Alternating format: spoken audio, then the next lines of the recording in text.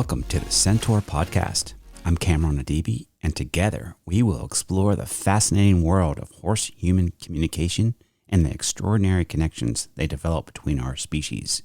Join me as we delve into the unique ways humans and horses connect and understand each other. Through discussions with true innovators, we uncover the subtle cues, bonding techniques, and emotional connections that enrich our relationships with these remarkable animals. Whether you are a seasoned equestrian or simply curious about the language of horses, there's something here for everyone. Mia Lykke Nielsen is the founder of When Horses Choose, an innovative training program that adopts the language and behavior of a lead horse. I met Mia when she was in New England offering clinics. By luck, one could say. Hunter and I got to do a clinic with her, and man, did it open our eyes. It was awesome.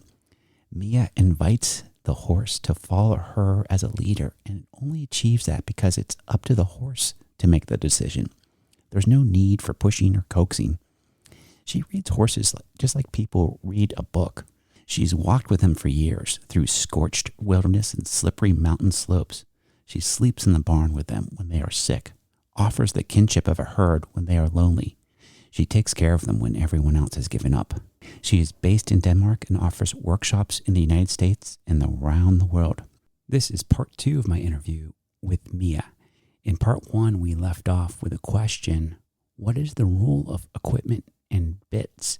So often we use equipment without really asking, is that the appropriate equipment for that horse? She challenged me right away and asked me how would it feel if I put a bit in my mouth. Please enjoy part 2 of the interview with Mia. So this is kind of, this is revolutionary in a lot of ways, because you're saying really you don't need a bit at all. And so I'm still arguing with people. Oh, there's some horses that need bits, there's not everyone. And so first question is, why is it so damaging to the horse's mouth and jaw? What's going on? Well, I would like to, if I was with you right now, I would give you a bit in your mouth. Yeah, right. And I would hand you and say, oh, now I get this food. How did that feel? It's not going to feel good. I had somebody put a bit on me and I wore it for an hour and I didn't like it. And it's made out of iron. And their mouth is more soft than even ours because they have more nerves collecting right there in their mouth. They have jaws, they have teeth. And studies shows, made by different scientists from all over the world, that horses get damaged by the bit. A huge amount of all horses, if we do take the x-rays, we will see jaw injuries, skull injuries, tongue bone injuries, broken teeth, neck injuries, and of course we do so. And because we are strong, we have strong muscles, and we also have instincts like monkeys.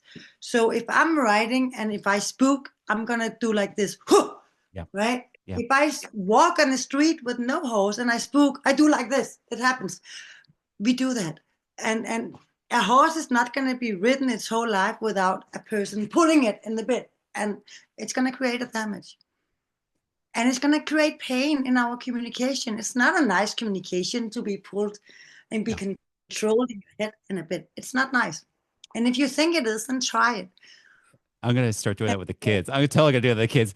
So yeah, this is, Hunt, you showed that right away with Hunter. This is the 24-year-old gelding that, again, a lot of issues being, a school riding horse or school horse for so many years in pain. And we're just using the bitless, nothing more, and it's working fine.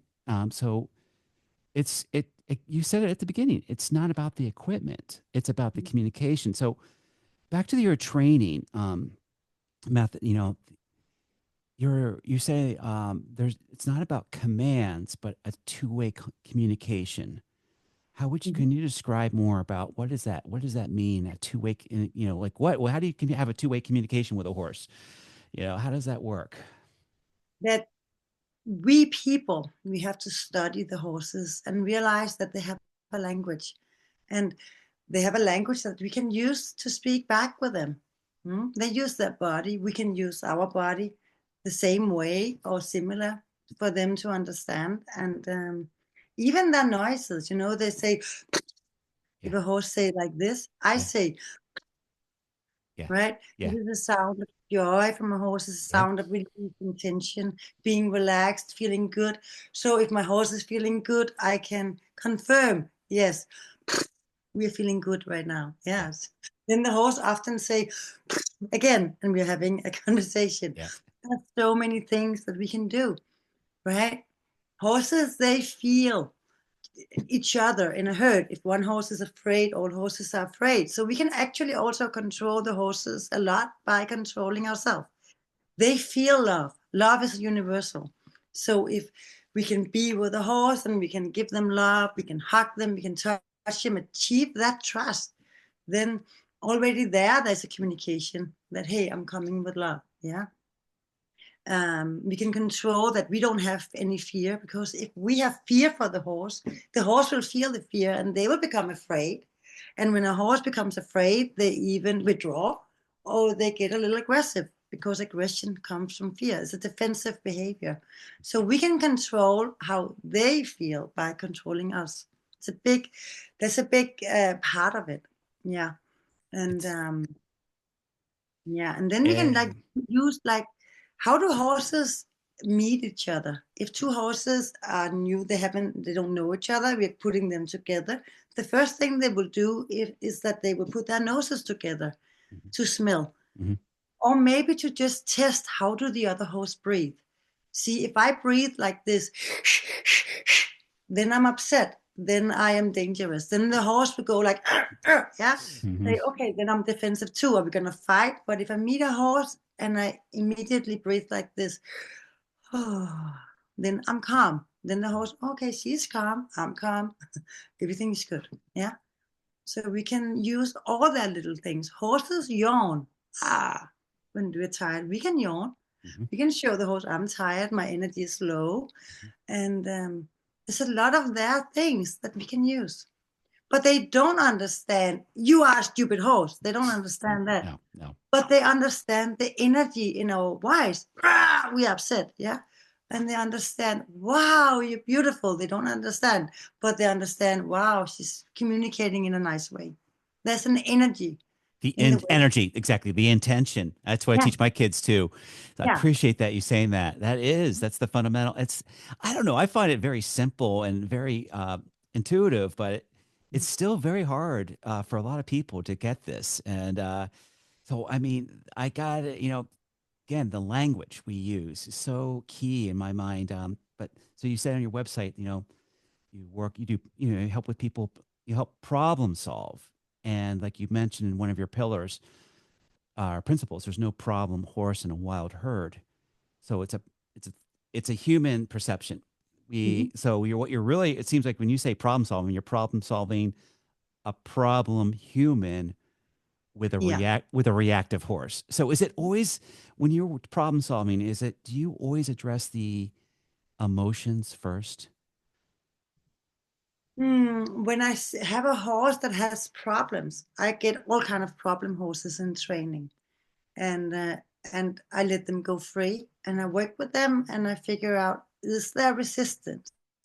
What is the resistance? Is it fear, right? Or I find out, what is the limit? Will you walk with me? Will you follow me? Or won't you? And why won't you? Is it coming from fear? Is it coming from pain? Is it a physical limit that you can't turn to the left? Or that is difficult and you can easily do it to the right?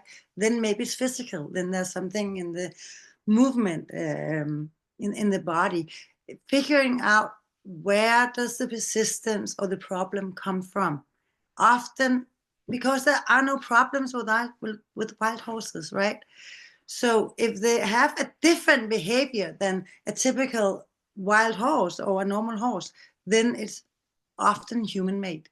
Then it comes from bad experiences, or it comes from pain. Okay. Yeah. So a horse can be the sweetest horse in the world. It will follow me free, trot around. But when I sit on it and I put it into a trot, it will buck. Now, why will it do that if it wants to follow me around? Then it's cooperative. I can touch it all over. It has enough trust. Then why is it bucking? when it had no resistance. Well, that is because that going into that trot is hurtful. It has an ulcer, maybe. A lot of horses have ulcers without people even knowing it. And then they get beaten for barking, for Right. Right. telling out loud, hey, it's hurting me because I have an ulcer. And then they stop communicate about it and they just eat the pain, right? Because they have a bit on and Yeah. they can, and so I don't do that. I realized, okay, you were following me free.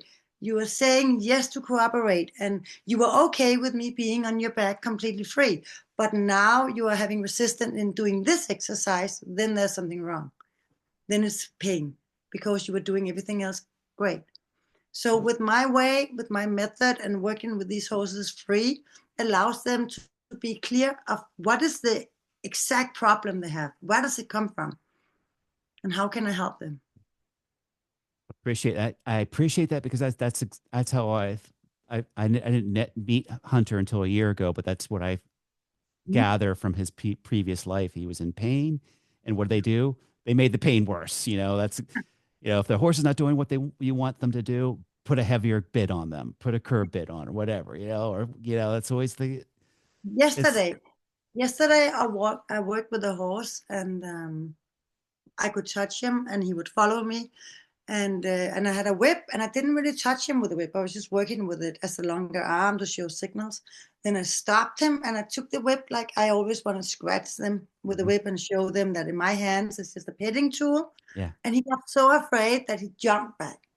I Oh, thought, oh my God. yeah. So how come you're afraid of this whip? It had a past, of course.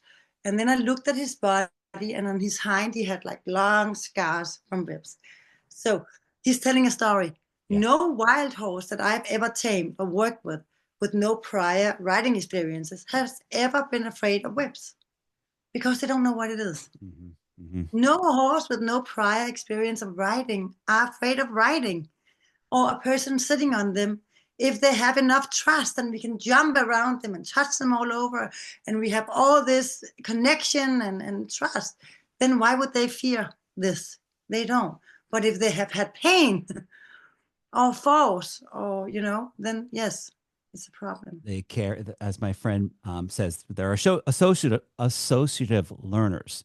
Mhm. So once they figure out, oh, the whip is for this, it's a pain, then whenever they see it, it's, oh, that's going to give me pain. Yeah. Um, s- so yeah, I have to work on this.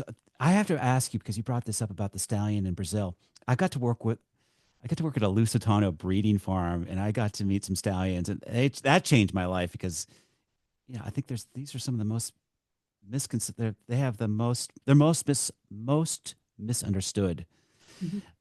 along with minis. I work with miniature horses. I think that's those two categories. But can you give some some misconceptions that you find what people have with stallions?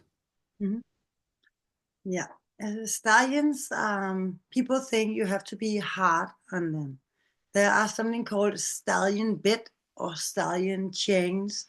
You have to be so hard because the stallion can shut down, or they can fight, or they can be dangerous, or they can all kind of things.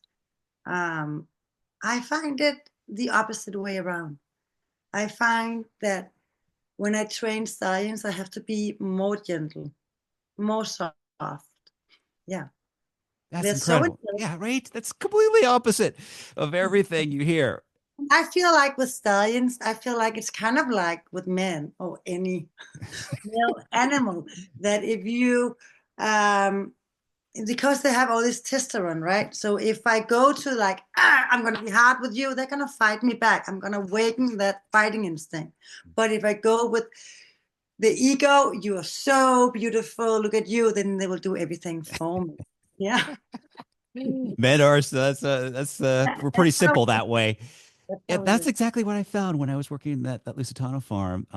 This one stallion, he was so soft. He was such a nice. So, He so was. strong and proud. And we Yeah. have nurse that. But the stallions in Brazil, they were angry because they've been Mm. locked up their whole life, not being able to do what their instincts tell them to protect the herd and to walk around with a head up high. And we have to not break the stallions. We have to really work with them. Yeah.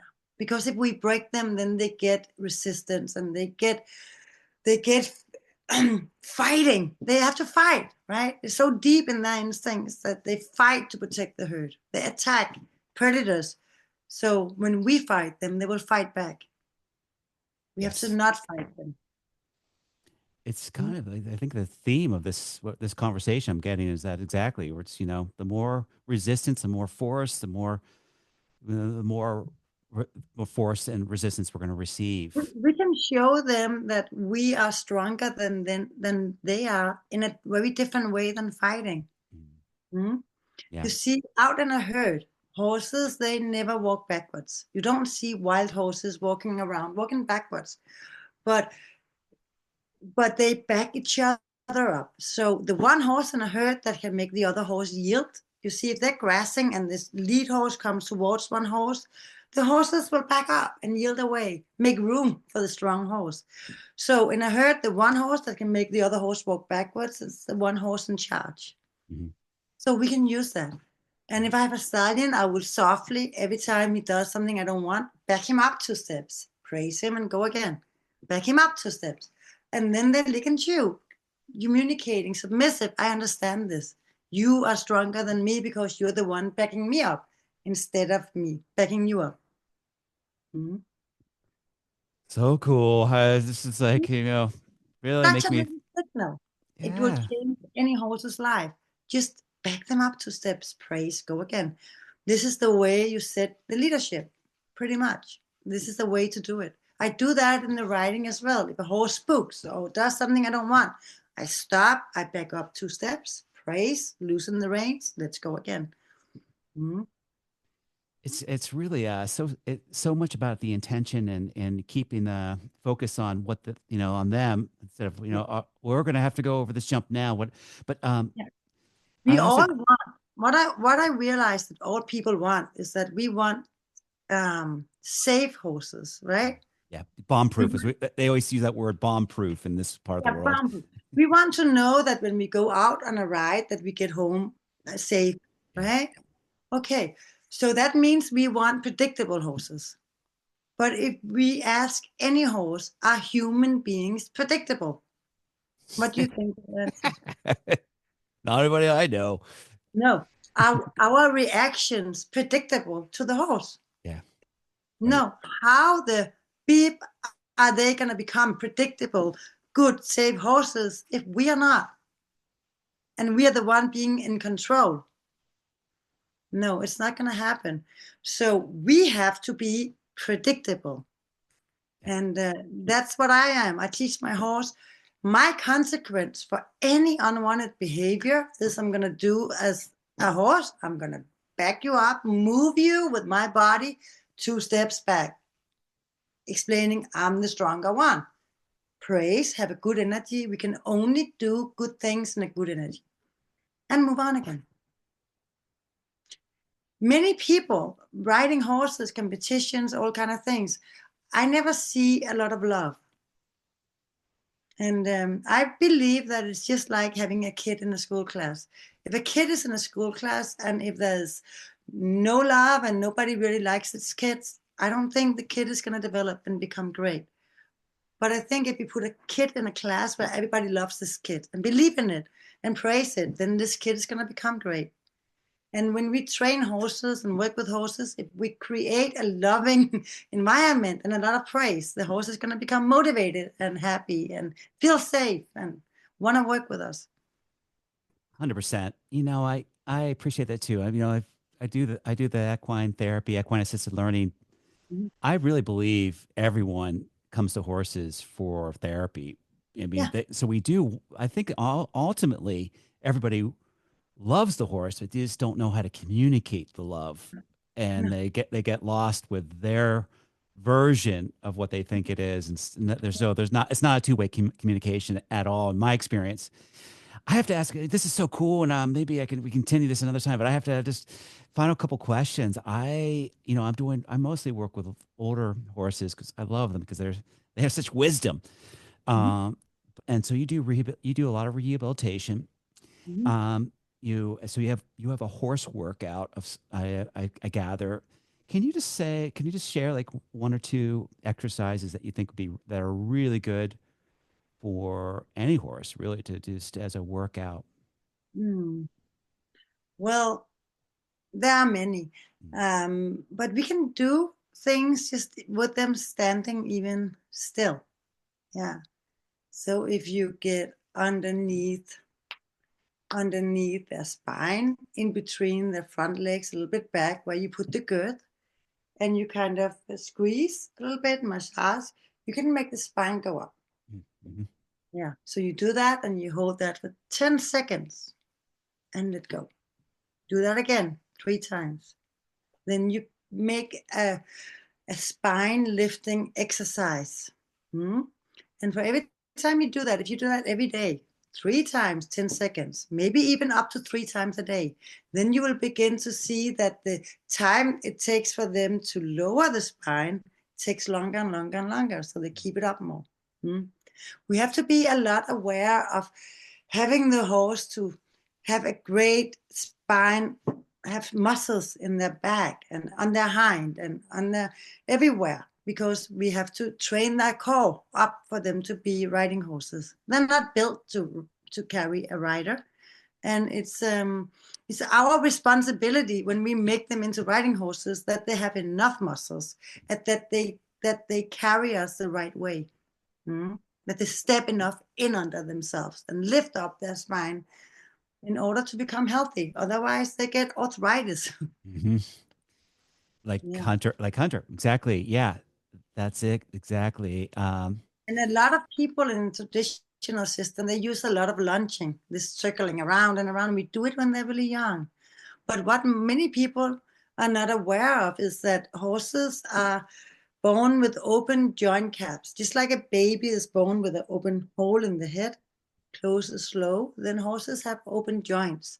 And it only closes when they're fully grown out in the age of like 7.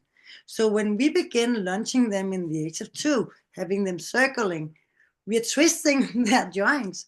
And in the age of 7, they would have arthritis Wow. because and when we tie their head down Yep. and overstretching their Yep. necks, we're going to make them over flexible. And again, because yeah, we have to really be aware that these joints are open, and better to wait with all the lunging and circling and doing hard work on the joints, and even to ride until they're a little younger, a little older, because they're still growing. Yep.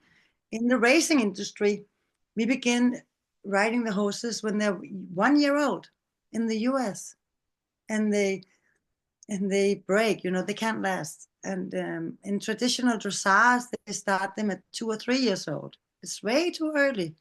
So this is the reason that if you start a horse traditionally like this, then they're gonna be really damaged in the age of 7 when they're only almost fully grown out. We are too much in a hurry. Yep. We have to wait, let them grow a little bit, make them strong, have focus on building up their body. Mhm. It's exactly what happened with this horse you met, Hunter. I found his vet report at age 9. He had arthritis. Yeah. He started having issues in his joints at 9 years They old, and all do. They all do, almost all of them. And if you take x-rays of their mouth and jaws, you will find damage there too. yeah, And I mean, how fair is it to ask a horse to be a safe riding horse every day if it's going to be really painful? hmm yeah, No, it's not going to be fun. And I want my horse to have fun. I want to have a horse. Horses can express happiness. They can have their ego balls. 100%. And Oh God, yeah, no, they yeah, can have a big smile. And yeah, I want that. That yeah, makes me smile. A horse that is turning the white out of their eyes and is showing pain faces. There are discovered science. There's a lot of people that make big studies about horses are showing pain signals, pain faces, and they have these square eyes, and their nose is like white, and all these little signs. It's very obvious to see when you know it, and many horses in the sport is looking like this. yes, So in order for us to be happy and feeling free and good when riding, we have to have happy horses that are feeling good. And I believe that they will perform better. when they are more healthy and when they're happy and they're more free. Mm-hmm. Yes, I agree with that 100%. And I've seen it. I've got to see it in my brief experience so far. One of the things I love to do, by the way, is I played music with them, and Yeah, that they love it. Hunter just like he'll stand over the speaker and just zone yeah, out, go into meditation. yeah. But yeah, yeah, this is so great. I got so appreciative that I got to speak with you, and I'd love to continue. I know you're a busy person, so you have a bunch of stuff coming up. I saw you got some courses coming up in Denmark as well as West Coast Yeah, United I'm going to go States. back to United States. Yeah. So those are like 2 or 3 day workshops. Looks like California, Washington. West Coast, I think. Yeah. Okay. And then of course you have your courses online. Mm-hmm. Yeah, great. And then you have your farm in Denmark, right? If I want to come And visit, I can come visit. yes, you can come visit. Come for the Okay. summer. Come in July. July. Yeah. I have my relatives. Yeah, I got to visit, I think it was 2019. I had a July is a lot of kids camps and a lot of work in Denmark, and you can come and join me. okay, Hmm? you're on. I'll be there. And then you have your stores. You have the Bitless bridle Hmm. and the Cordeo and You bareback pad and some training equipment. Yeah. yeah, very cool. Mhm. All right. Well, Mia, this is so good. Thank you Maybe, so much. and maybe I'm going to China. What? Yeah. Wow. Okay. When's that? Um, maybe this April. Oh, okay. Is that the first to China? Mhm. Yes. Good. All right. I'll Not, follow. not a closed deal yet, but somebody has required my help with some science in China. It was Yeah. That's so cool. Okay. Yeah. So I'll be following. So we can follow you on social media. I see that you post a lot of good stuff on Facebook, Mhm. and your website. Yeah. Okay. Good. Well, For the future plans, I am working on a book and I'm working on creating an education program. I need more when horses choose trainers out there all over the world. oh, I have okay. one now in Brazil working, and there needs to be more people to understand and to train horses like this. Sign Mm. me up. What does it take? Yeah, I will. I'm working on a program. Okay, yeah, Veronica, as you know too, she's very interested. Mhm. So you got two people here in the Northeast that are ready to Yeah, let us. Yeah, do we have to come to Denmark to do the training? What happens?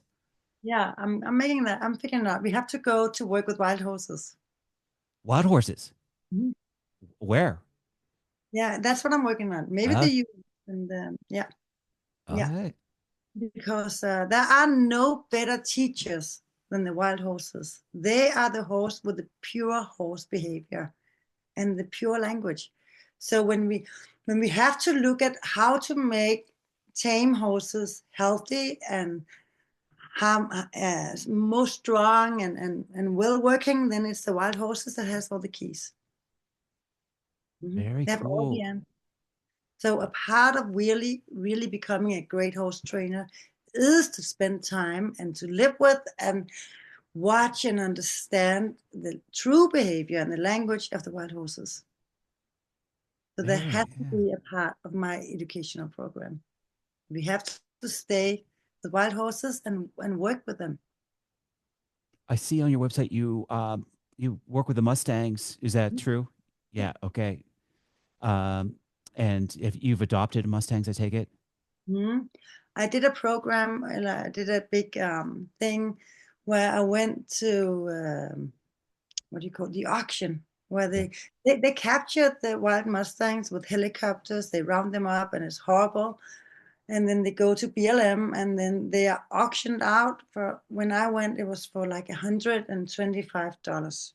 People could come and buy these horses, and it was horrible because people there was no rules about skills. So anyone could get a wild Mustang and put it home in their backyard. All that it required was a tall fence, so it went really bad a lot of times. People had wild horses they couldn't get near and that got all kind of injuries. And then there was wild Mustang rescue centers that took in these horses and tried to rehabilitate them.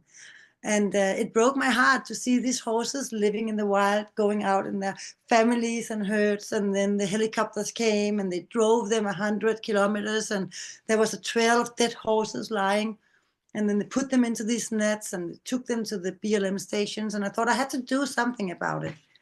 So I hired a movie maker and I went to a big auction place and I said in the microphone that I was a Danish horse trainer, and everybody that adopted a wild Mustang that day could get it to come with me to a wild Mustang rescue center, and I would donate 30 days of training. And then they could get their wild Mustang being tame instead, having a horse that they could handle and a horse that they could ride. And all the cowboys laughed at me and said, this cannot be done in 30 days. But I did. And I filmed the whole thing. Is that And it was a beautiful, beautiful process. Is it on YouTube, DVD? No. What happened was that it was in 11. And when we got home, then there was a big financial crisis that broke out. So he said he could sell it to all kind of TV stations. And then he said, now I can't. So here's your 300 hours of movie production. And then I never got it done. But I have some clips lying and I'm going to do it when I get time. Okay. Yeah, that'd be really cool. I'd love to see that. Yeah, I'm glad you got to do that at least to help some people. Cause yeah, that's a big topic, of course. Just so you know, I've been talking with Barbara Wheeler, a very well-known wildlife photographer who has some great photos of the wild herds out west. So she's been on my podcast, and I'm going to be talking to her again. But yeah, so please keep us all posted about this possibly new training or education, and the book sounds like very exciting too. So I look forward to hearing about your trip to China and maybe get to catch you when your next visit here or Denmark this summer. Denmark this summer. That might be more likely. Yeah. Okay. Mia, thank you so much. I really appreciate this. Thank you. And cool. Keep posting pictures of Hunter. Yeah. Say again. Keep posting pictures of Hunter. Oh, absolutely. I just so you know, that's still one of my highlights. So I have more to learn, but that was so fun. And so, yeah, the key is just to keep him moving and having fun with him at this age. That's a final question. I'll let you go, but do you retire horses? I let them choose to do what they want to do. So I have a 24-year-old and I still work with him every day. I don't really ride him anymore. Riding is not what's really important to me. I do a lot of riding to make horses, great riding horses for people to ride because this is what people want to do. But my 24-year-old is a Frisian and he can sit and lie down and do all kind of tricks and he will follow me around and we do walks and runs in the forest and we do different things. I don't really ride him. I don't want to have him carrying my weight anymore, but I ride my younger mare and then I have him following as long as a hand-led horse when I ride. Yeah. I let him decide. If he doesn't want to follow me one day, I'm saying, okay, you're not working today. I let him decide. That's so cool. That's awesome. And as long as he wants to, then I'm going to keep working with him. Because they have to be stimulated. Yeah. They just stand in the field and look at the same thing. They are born and they have instincts that tells them to walk 100 kilometers a day and to have this big territory and they have to move. Have to move. It's to move to stay healthy. Or keeping them in stalls, having them carry this enormous weight on their four legs. It's gonna also give them arthritis and all kind of legs problems. And imagine having this big body, big body. You have to move all the time to keep and maintain healthy muscles. If you stand still for 15 hours a day, some horses only get out 2 hours a day. Then they can't maintain muscles. Yep. All the stall horses I saw in Brazil, all their spines are sticking up because they have no muscles next to them due to the stalls. In Wow. Denmark, there's a law that horses has to be out at least 2 hours a day, Right. but that's Wow. nothing. That's nothing really. No. Nothing. No. Because then they're in for 22 hours and then they get destroyed in their body also. Yeah. Most people in Denmark have them out like 10 hours. But Yeah. they have to be, they're designed to be out walking all the time. All the time. Up and down hills and big territories. And they can swim an ocean. Yeah, right. Exactly. Yeah, that retirement is another human concept. We have all these crazy concepts, but They don't they don't retire in nature. no. They keep walking with the herd. That's the end of part 2 of the interview with Mia. Check her out and go check her out on her website, whenhorseschoose.com. She's got a ton of training videos, and you can even buy some videos from her, buy a lot of videos on her YouTube channel. Also on her website, she sells a couple different options for a bitless bridle and a Cordeo. Really, I've been using them and really love both. And then, of course, if you have an opportunity, try to take a clinic or a course with her in Denmark or the United States when she's here. Thank you for joining this episode on the Centaur Podcast. I'm Cameron Adibi again, and please check out my website to learn more about what I do at CameronAdibi.com. That's CameronAdibi.com. I hope you enjoyed this discussion and gained some valuable insights. Don't forget to subscribe and tune in next time for more engaging conversations. Until then, take care.